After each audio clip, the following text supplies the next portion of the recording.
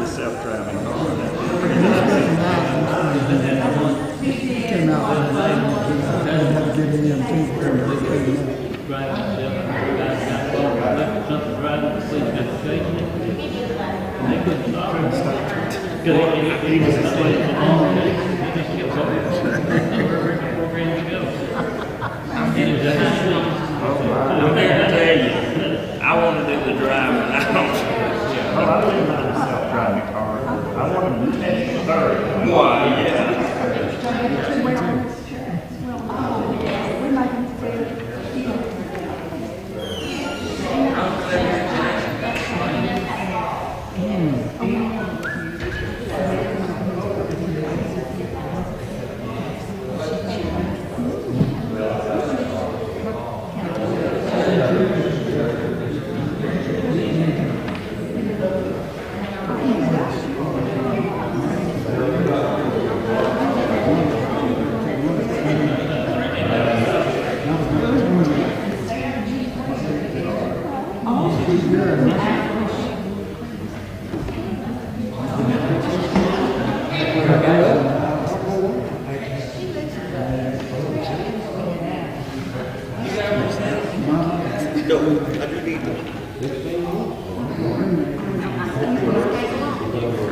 I put your name on it, so I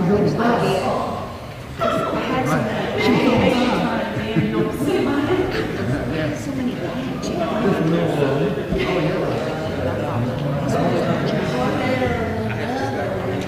Did you bring it in here and sleep in?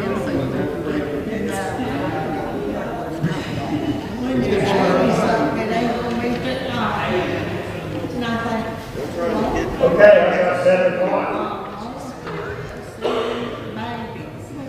Just a few announcements before we get started in our class. I appreciate everyone being here, and I appreciate the folks listening in online. You're not on yet. Well, we just did that to see if you were awake, George. So George is awake, so now we can start, right? Yeah, that was the warm-up. A few announcements before we begin class. There will be an area-wide singing at the 70 West Church of Christ Saturday from 6 to 8 p.m. Mark and Leah Goodsa will be taking the church band for those interested in going. They will need to know by tomorrow. If you want to go with them, contact Mark or Leah or contact the church office and let them know, and they can pass it along. We need to remember Patsy Jewell and her brother-in-law passed away, James Bailey. In the passing of her brother-in-law, James Bailey of Newport, Arkansas, the graveside will be held Friday in Tuckerman. And the Wednesday night meals will start again next Wednesday, the 18th, from 5:30 to 6:30.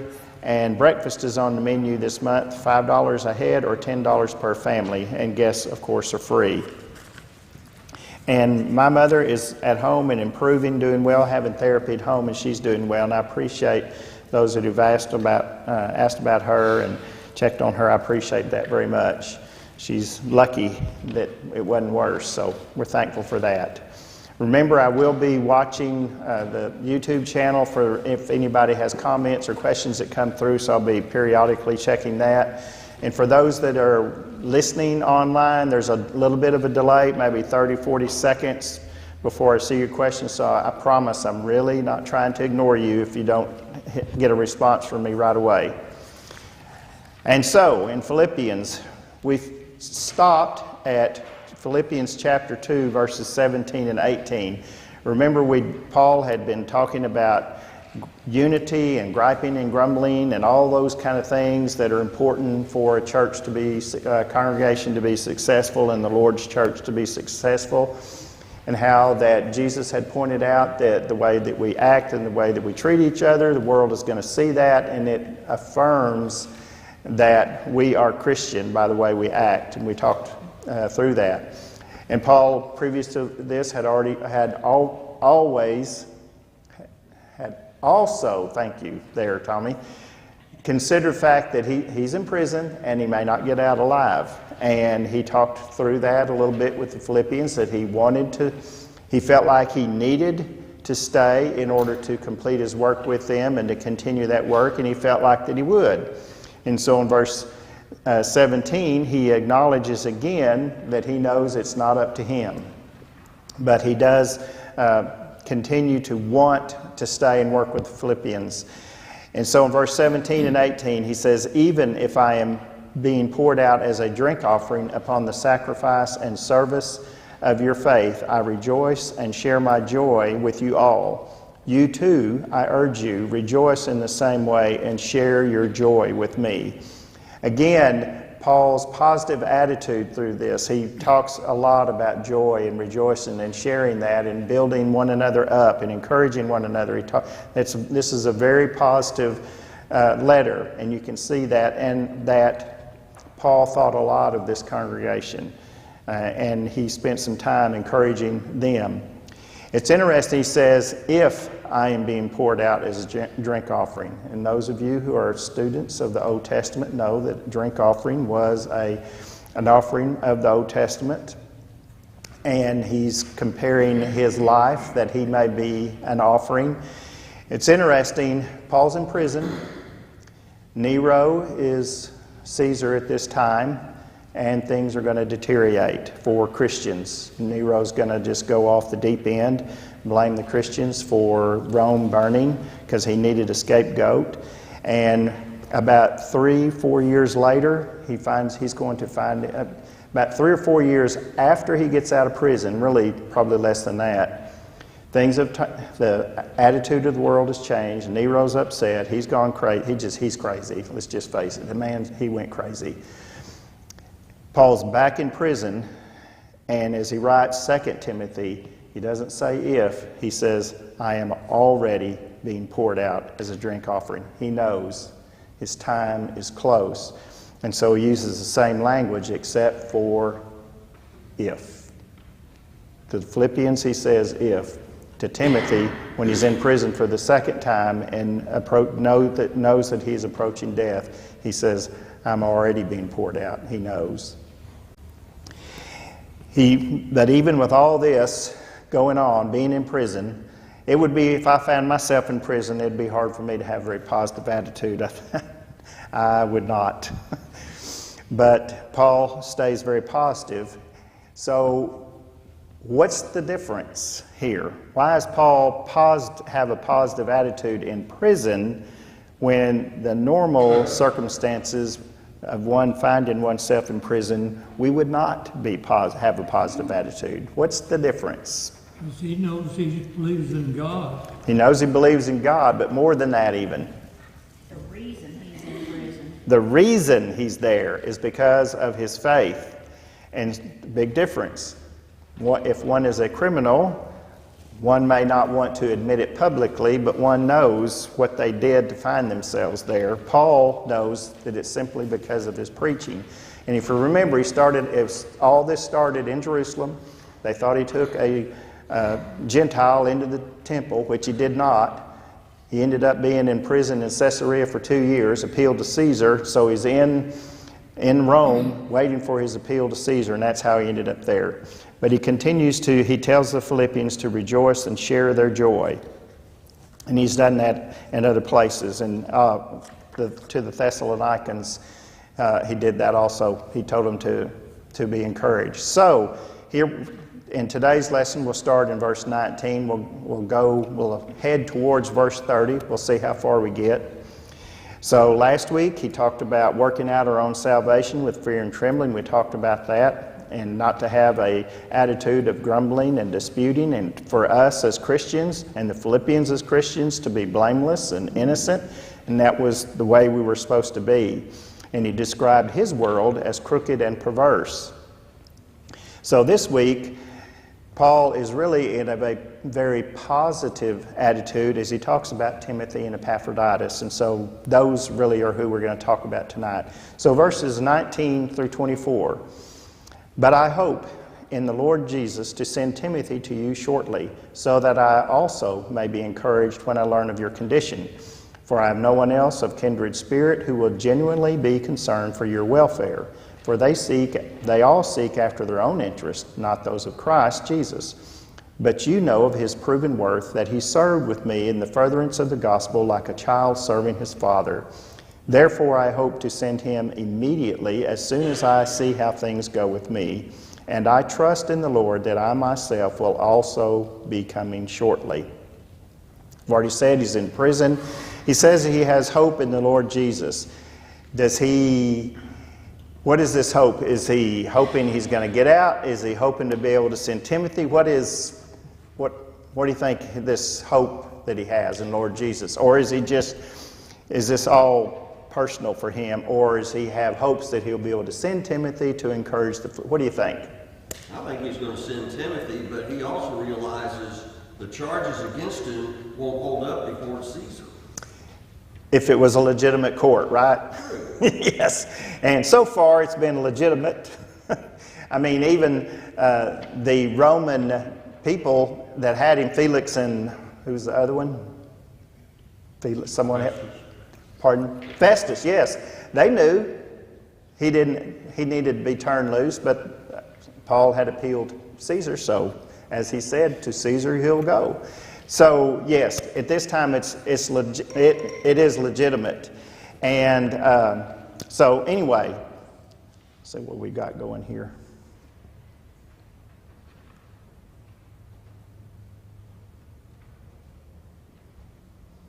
Oh. Sorry, I thought I had a question coming through, but I did not. Now I can't get it to pop up there. There we go. Okay. Sorry. All right.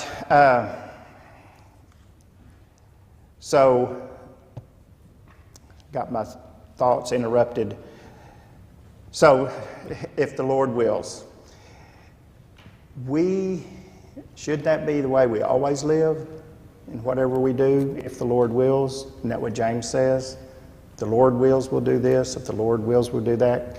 We need to, as Paul did, he wanted to stay, planned on staying for a while longer, but he knew it wasn't up to him, and he was going to accept whatever happened, the Lord wills. So anyway, moving on. He's going to send Timothy. So who is Timothy going to encourage when Timothy gets there? The Philippians? Do you think it's going to be some encouragement to Paul also? Yeah.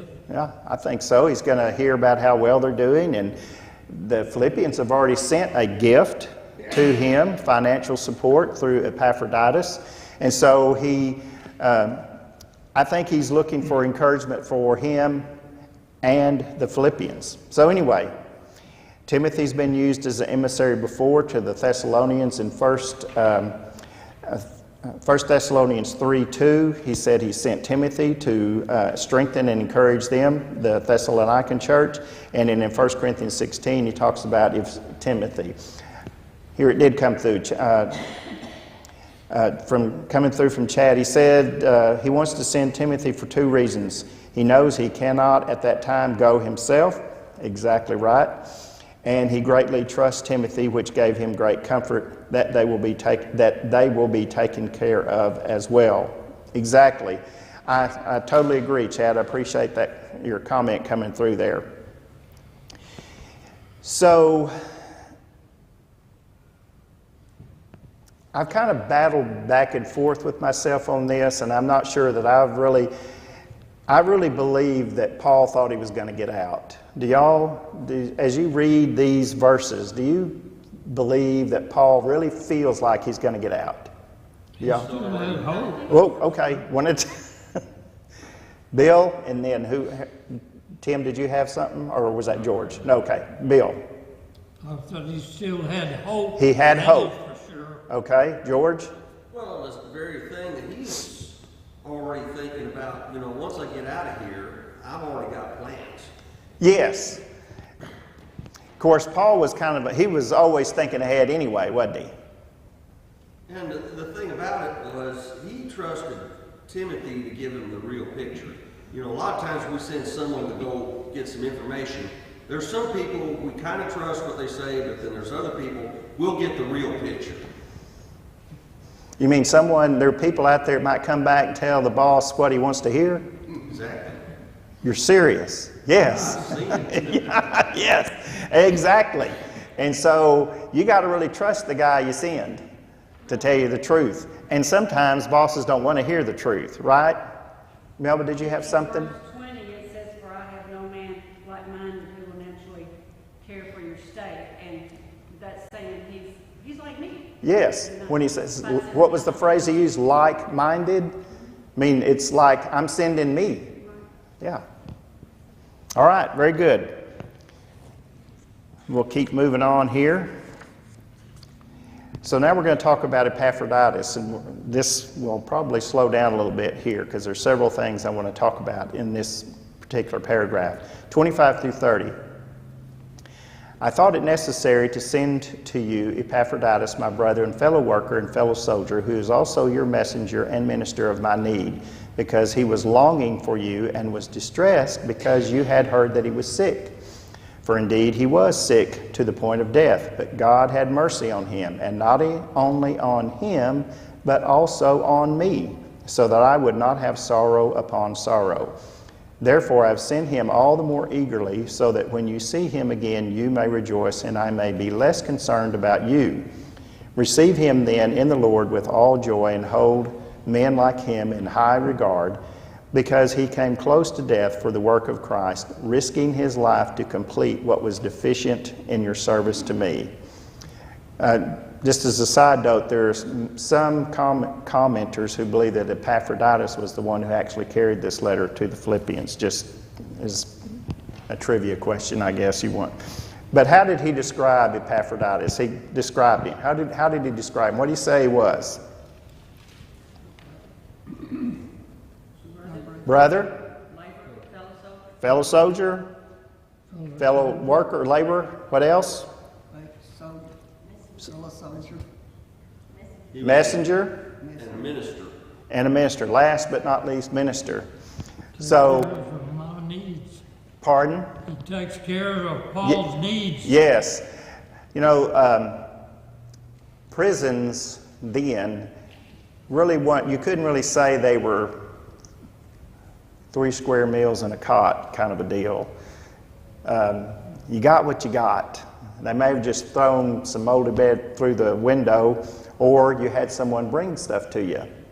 And Paul was lucky enough to be in the situation. He was in Acts, last couple of verses of Acts 28 talks about he was in a rented house and he could receive people. And so these people brought him food and whatever else he needed, and he could freely preach the gospel and teach people who came through. So he's in a much better situation than he finds himself in 3 or 4 years later when he's in prison for the second time. So Epaphroditus is doing all these things for him. Even though he's there innocently, he is innocent. He didn't do what they accused him of. In many regards, a lot of people aren't going to go see a guy in prison, right? I mean, you don't want to be associated with a prisoner, someone who could be killed tomorrow. People are just that way. They don't want to spend time with him. But Epaphroditus would find him and would care for him. And he's the one who brought Paul a gift from the Philippians in Philippians 4:18. He needed that support. He was in chains. He described that when he wrote the letter to Philemon at about the same time that he wrote this letter. In verse 9 of Philemon, he calls himself the aged. To the Ephesians, he said, I'm in chains. So it wasn't this wasn't a country club atmosphere for him. He was being imprisoned, but not as bad as it could be, and it's going to be later, but still he is in prison, or imprisoned in his own house. So he says he's tired, he says he's been enchained, and he calls himself old. And I've given you 2 Corinthians 11:23. Paul had every reason in the world to be tired. And he gives those reasons in 2 Corinthians 11. Starting at verse 23. Are they servants of Christ? I speak as if I am insane. I more so. Far more labors, far more imprisonments, beaten times without number, often in danger of death. 5 times I received from the Jews 39 lashes. 3 times I was beaten with rods. Once I was stoned. 3 times I was shipwrecked. A night and a day I spent in the deep. And he goes on talking about he's been hungry, he's been thirsty, he's been hot, he's been cold. But just the physical beatings that he's gone through. Paul's been converted 20, 25 years here. And that's a lot of physical just the beatings alone, let alone the physical demands of travel. What was magic about 39 lashes? Anybody know? Well, if they went over, Pardon? You couldn't go over 40, right? That was the law, so they stopped at 39 just to make sure they didn't go over 40. So, but That was nice of them. yeah. Yes, Ernest. That is very polite of them thinking of, yes. So he's gone through all of that. So, yeah, he's tired. He's tired, physically beaten down. So he continues to speak about Epaphroditus, and I'm going to slow down even a little bit more here. He says in verse 27 that Epaphroditus was sick to the point of death. I've got another comment that came through. Interesting in verse 25 that he says Epaphroditus was not someone who helped minister him, but was the one who ministered to him. That's exactly right. That's the way Paul wrote it. Thanks for that comment coming through. So I want to talk about Epaphroditus being sick to the point of death. He says God had mercy on him, and not on him only, but also on me, so that I would not have sorrow upon sorrow. So obviously he thought a lot of Epaphroditus was important to Paul, so why didn't he just heal him? Paul had the power. He raised Eutychus from the dead. Remember there were places in Acts 19 verses 11 and 12, people would touch him with a handkerchief and then take that handkerchief and put it on the person who was sick and they'd be healed. That's how powerful the power of miracles was in him. So why didn't he heal this man? He needed him. He obviously wanted him and he needed him. So why didn't he heal him? Maybe because he was an example of somebody really dedicated to doing God's work.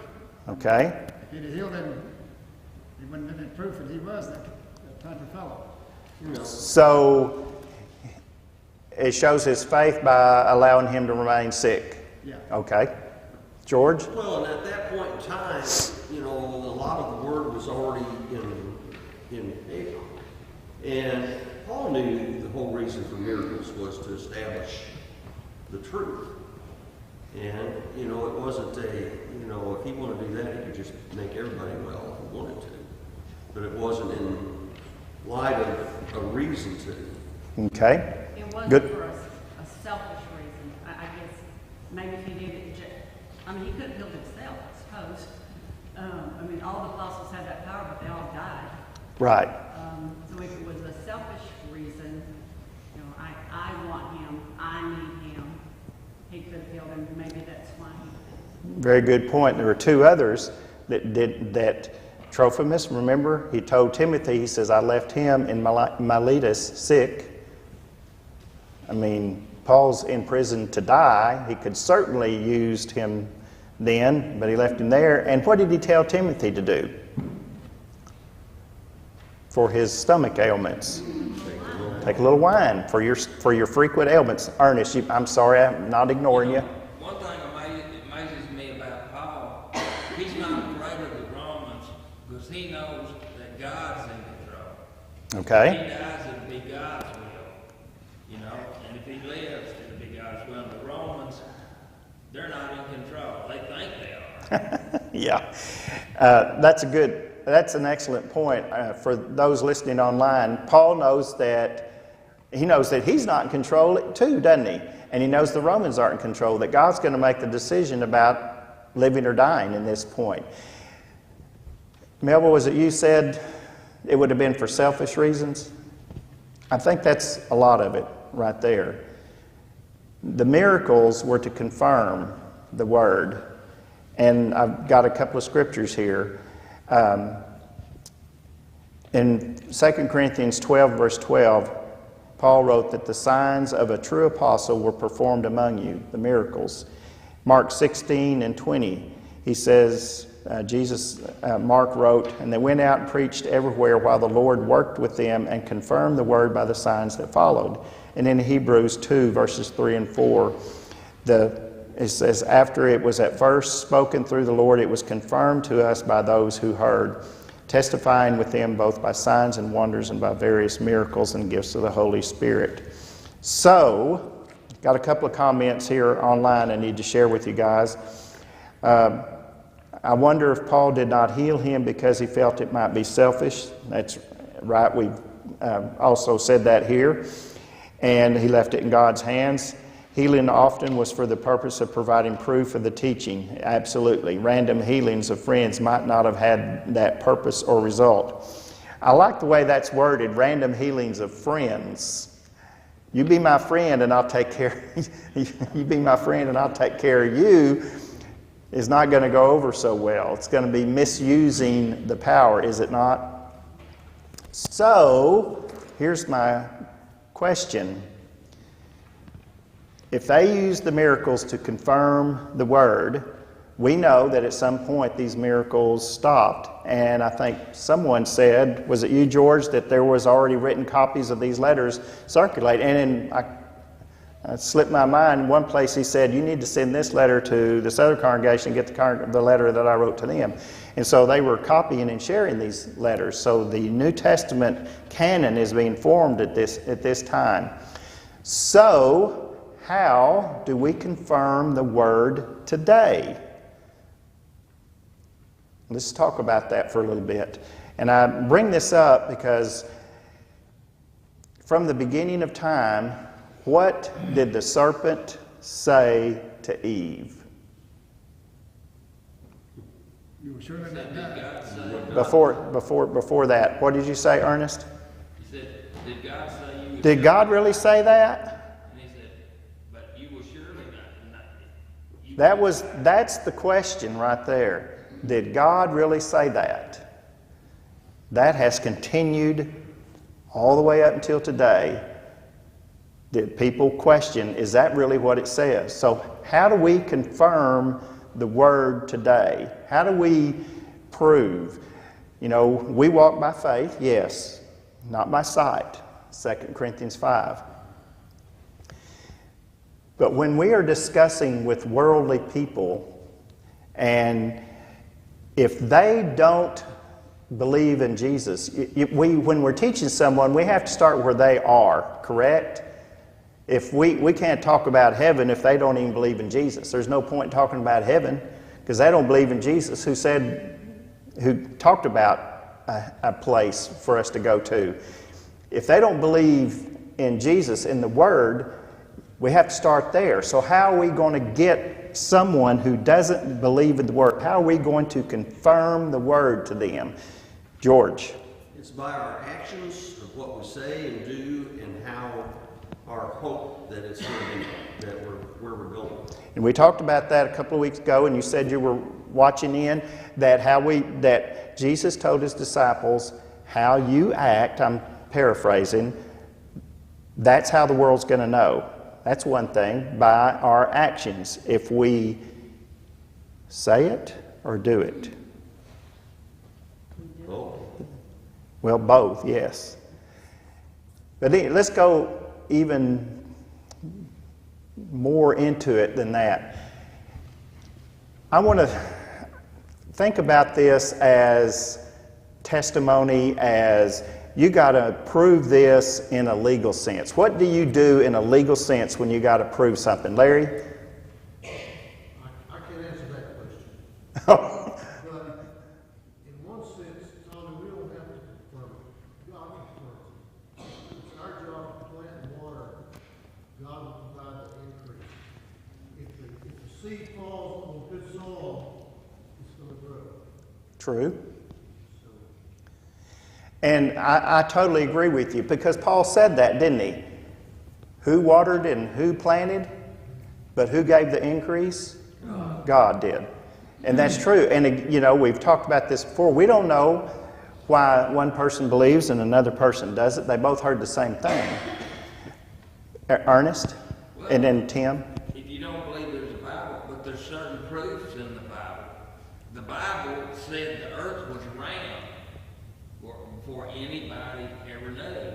The Bible tells you how rainbows come about. The Bible has certain things. But back to the first thing you said, if they don't believe the Bible, there's no point in showing them that. Right? Tim? The Gospel of John was written probably at a time when John's probably the last apostle alive. Yes. There are still eyewitnesses around, but they're dying out. Mm-hmm. John will die after not too long. And his purpose says, many other signs of Jesus in the presence of his disciples, which are not written in this book, but these are written that you might believe that Jesus is the Christ, the Son of God. The written testimony is something that we can go to and that we can take others to. They don't have to believe the Bible in order to examine the testimony. You might have to discuss with them in our modern climate, is this even historical? Because that's where a lot of unbelieving scholarship has gone, that this is legend. Right. But still, with your average person, you can come down to the text and say, here we have all these things that John says, this is what we saw in Jesus. The Word became flesh and dwelt among us. We saw his glory. And this is what we saw. And we can come to the text, or we can go to the text with them and examine it, cross-examine it, point out, various significance as to, that's one of the purposes for which it's written. Yes. That there were not going to be eyewitnesses, but there is eyewitness testimony still. Right. And yes, God working through us in changed lives and things like that is important in adorning that testimony. But we do still have that testimony that's important to go to. And that's where I was trying to drive the wagon, is thinking about it and it's really not, this is not appropriate to say, I don't think, in a legal sense. But if you're going to prove something in a legal sense, what do you got to have? Witnesses. Witnesses who make a statement. And if we ever find ourselves in a situation with a legal thing, I've had to testify in court before on certain things, and one of the things I had to do was write out my testimony for the lawyers to review it, and then they could argue about it. And they love to argue. But you had to write it down. This is this. Write these points down, and then they can either refute that, verify it with other witnesses, or whatever. And that's what I was driving to. Paul said, I'm going to give you in 1 Corinthians 15, 6 through 8, after that, this is talking about after his crucifixion, he appeared to more than 500 brethren at one time. There's 500 witnesses, most of whom remain until now. Some have fallen asleep. Then he appeared to James, then to all the apostles, and last of all, as to one untimely born, he appeared to me also. And that's the important thing that I think we can go to. One, it just depends. Everybody's a little bit different. Now, I've got a couple online comments I need to get to because I want to include everybody. Let's see. Talking about healing was often for the purpose of providing proof. Yes, I think I read that one. Our life example may help in a discussion, but many non-Christians will not accept that as proof and confirmation of the Bible. Confirmation of the Bible can come from external sources such as science, archaeology, medicine. For example, in the Bible itself, a consistent story from many authors over hundreds of years. And the fulfillment of prophecy is a great source as well. And speaking to that prophecy, remember Jesus prophesied that Jerusalem was going to be destroyed. And in AD 70, that's exactly what happened. So, but I want to go back. This, I think, is important when we're talking to people who are skeptical, and there's a lot of that. Remember, we talked about this at the beginning of class. The number of people in the United States who say they are Christian is declined from the 70s to what it used to be in the 90s. Now it's in the 60s. And if the trend continues, in just a few more years, less than half the people in the United States will say, not necessarily do as a Christian, but will even just say, I'm a Christian. So we're going to have to deal with more and more skepticism. And you know, there are social things going out there, out in the world, where people say, well, the Bible really didn't say that about marriage. Really didn't say that. It really meant this. And so we're going to have to deal with those things with people who don't necessarily believe in the Bible. It used to be easy. People, I'll get to you in just a second. I'm afraid I might lose my train of thought, and it's a short train. It's just, you know, a caboose and an engine.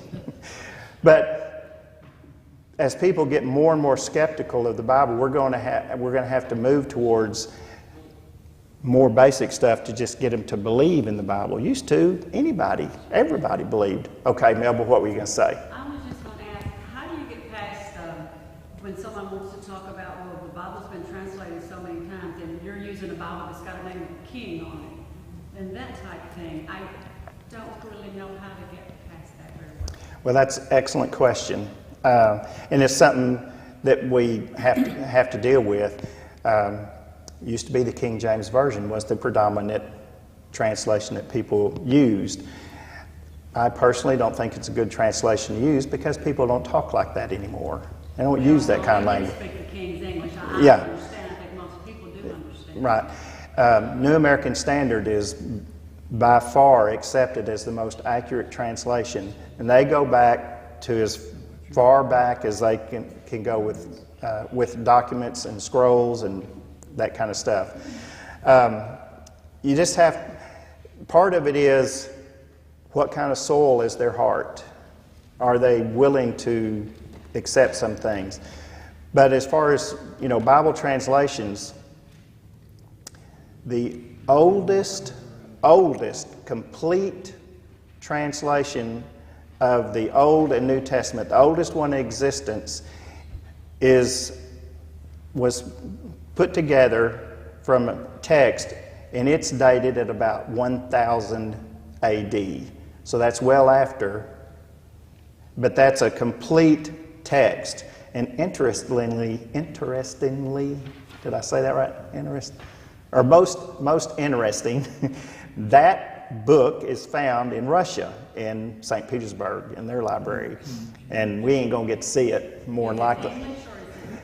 I'm not sure what language. It's probably Greek, but I'm not 100% sure. But anyway, so if you want to talk about, that's just the oldest complete text we have. But there are much older manuscripts available that they've found in different places. One of those is you've heard of the Dead Sea Scrolls, and they've got old manuscripts dating back way back before Jesus even, of Isaiah, Jeremiah, things like that. So you could spend hours and hours going through that. Ernest, I'll get to you in a minute. And there are several books that talk about how we got the Bible that we've gotten. For example, the Septuagint version was put together by documents of people translating supposedly 70 scholars in 70 days in Alexandria. There's all these old translations that are out there that modern English versions have relied on to translate from. If you want to find John's original letter, you're not going to find it, are you, Tim? You're not going to find it. But we have the copies, we have the documents of those that are made, and part of that is, do you trust the men who were dedicated to the Word? Did they translate and did they copy that word for word on how they found it? Part of that you're just going to have to accept, and I don't know. It gets to a point you got to make a decision. Just off the top of my head, I don't know what the oldest documents that they have for the New Testament books and the Old Testament books. I know that some of the Dead Sea Scrolls go way, way back, and they were the oldest ones, and they are still finding those today. They're still finding some of those documents. There's but as far as am I going to find Mark's original manuscript? Probably not. It may be out there somewhere, stuck in some catacomb, but I don't know where it might be. I don't know if all that rambling has helped you or not, but Ernest, did you have something you want to add? I was thinking, if you want to find an example that God exists, all you have to look at people and how the gospel has changed their lives. I don't resemble the person that I was before I became a Christian. And I think that's where people will see that the gospel works. Just my opinion. Well, and that goes back to what Jesus told his disciples, behave yourself and act right and love one another, and the world's going to see that. There's a whole body of study of scientific evidence to prove, how the world was created, things like that. There's lots of debate about Big Bang and all these different things, but we know that there are certain physical laws that are unique to this planet. You could argue and debate back and forth, well, how did that get in place? Now, I'll just give you one example that's kind of unique, and that's water. Water makes up, 70% of our body. We have to have water to live. It makes up the vast majority of our planet, but it's unique. And if you look at the molecule, it's kind of shaped oddly. And one of the things that makes it unique is when it freezes, it rises. That's unique. Most liquids don't do that when they freeze. That's important. So that the little fishes don't all get frozen. In the deep, the water down below stays unfrozen, and it protects, yes.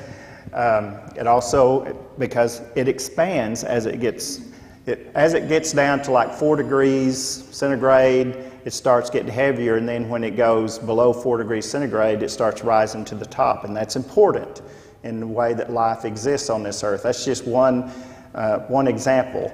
I also just remembered a quote from Albert Einstein. He says, if you think God just wound up the clock and left it, you're wrong.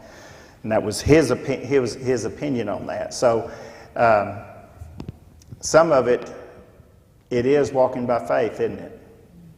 It does get to that point. Because if you want to prove each and every point, you're probably not going to be able to. Probably just not. You have to look at the evidence that we do have and decide, am I going to accept this or am I going to reject it? And we all know that people hear the gospel for years and years and years and never believe it. And there's people the first time they hear it, something strikes their heart and they know they got to make things right.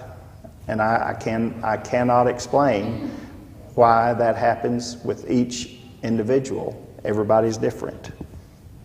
I had an uncle that sat in the church house in Choctaw, Arkansas till he was almost 80.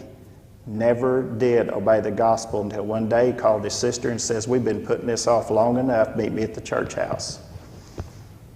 What happened that Sunday afternoon, I do not know. But I thought my aunt just about passed out. But that's just people.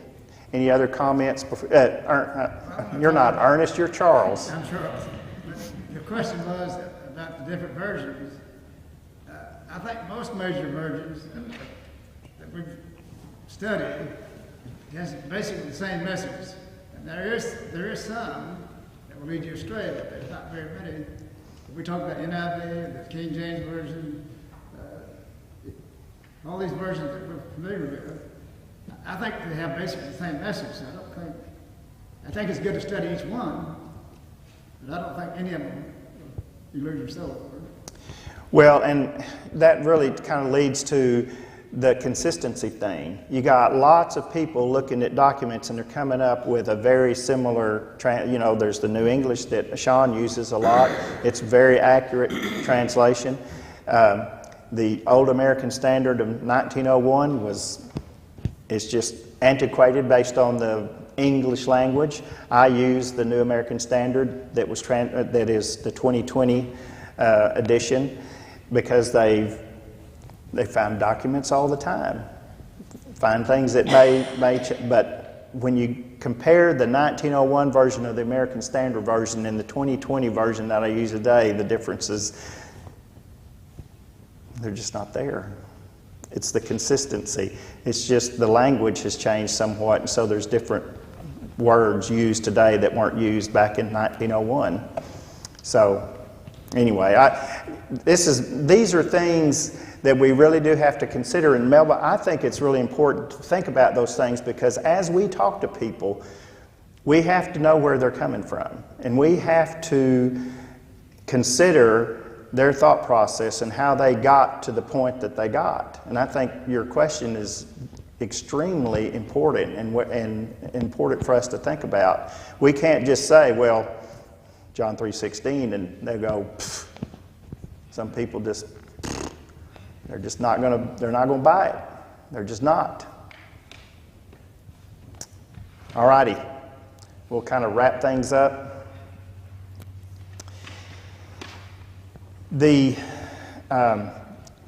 Paul closes with a thought that I think is extremely important. He speaks well of Timothy and Epaphroditus, and he frequently complimented the people that he worked with. In the closing of all of his letters, he goes through a list of people that he's thankful for, that he appreciates, and he compliments in. He says, honor them, whatever. And I think that's a great example for us, to honor the men and women who work and labor in the church, to compliment them, tell them we appreciate what they're doing. The teachers that are struggling with the little kids, trying to keep them seated in there after they've been to school all day today and they don't want to sit in a chair any longer, but there's teachers in there working with them. And we should appreciate that. We should appreciate the work of all of our people. And Paul was good about that. So to me, it's an example for us to be sure that we think about and compliment and build one another up in the things that people are doing. There are people struggling with things that we don't have a clue about. But a kind word sure makes a big difference to them. All righty, that's all I had, unless there's another comment or a thought out there. Chris, I'm kind of you didn't say a word tonight, man. I was expecting you to give me some grief. Codex Sinaiticus. Oh, okay. The oldest full, complete version. Okay, yes. All righty, thanks. I appreciate the comments and questions.